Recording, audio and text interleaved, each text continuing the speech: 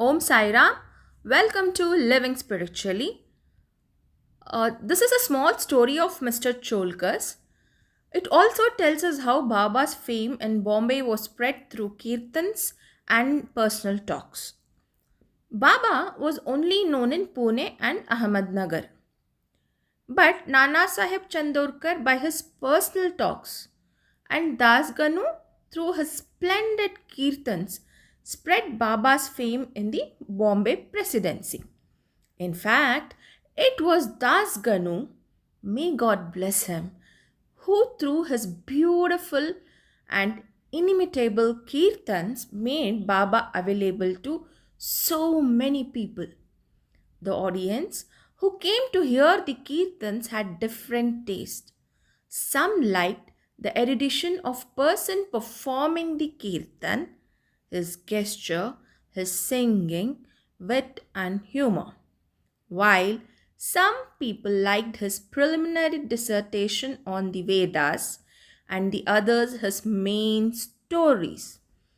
But among them, there were few who, upon hearing the kirtan, got the faith, devotion, and love for God or saints. The effective of Das Ganu's kirtan on the minds of audience was electric. We have an example here. Let's hear.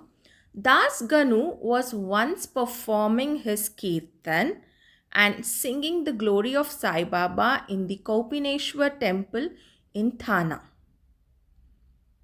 Mr. Cholkar, a poor man serving as a candidate in the civil courts in Thana, was in the audience. He heard Das Ganu's kirtan very attentively and was quite moved.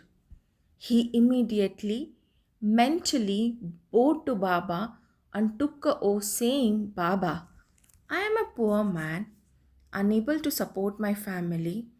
If by your grace I pass the departmental examination and get a permanent post, I shall go to Shirdi, fall at your feet, and distribute sugar candy in your name. Through divine intervention, Mr. Cholkar did pass the examination and did get the permanent post, and now it remained for him to fulfill his vow. The sooner the better. Mr. Cholkar was a poor man with a large family to support, and he could not easily afford to pay for the expenses of a Shirdi trip. As is well said, one can easily cross over Nane Ghat in the Thana district or even the Sahyadri range, but it is very difficult for a poor man to cross the threshold of his own house. That is, afford unexpected expenditures. As Mr. Cholkar was anxious to fulfill his oath as early as possible, he resolved to cut down on his expenses and save money. He was determined not to use sugar in his diet and began to have his tea without it. After he was able to save some money in this way, he came to Shirdi and received Baba's darshan. Cholkar fell at Baba's feet, offered a coconut, and distributed it with a clean conscience along with sugar candy as per his oath. He said to Baba that he was very pleased with the darshan he received and that his desires had been fulfilled. Mr. Cholkar was in the masjid with his host, Bapu Sahib Jog. When the host and the guest both got up and were about to leave the masjid, Baba spoke to Jog as follows.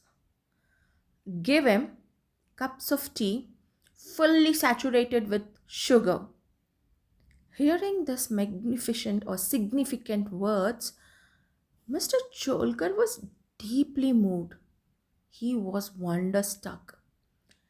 His eyes welled up with tears and he fell at Baba's feet again. Mr. Jog was also curious about the instructions regarding the cups of tea to be given to his guest.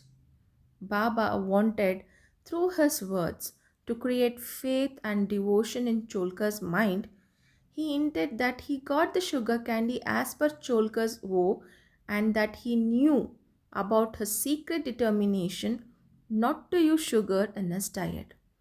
Baba meant to say, if you spread your palm with devotion before me, I am immediately with you day and night. Though my body is in Shirdi, I know what you do beyond the seven seas. Go wherever you want, and I am with you. My abode is in your heart, and I am within you. Always worship me, who is seated in your heart as well as in the hearts of all beings. Blessed and fortunate indeed is he who knows me thus. What a beautiful and important lesson was that imparted by Baba to Mr. Cholkar. Om Sai Ram, Om Satchidananda Sadguru Sainath Maharaj Ki Jai.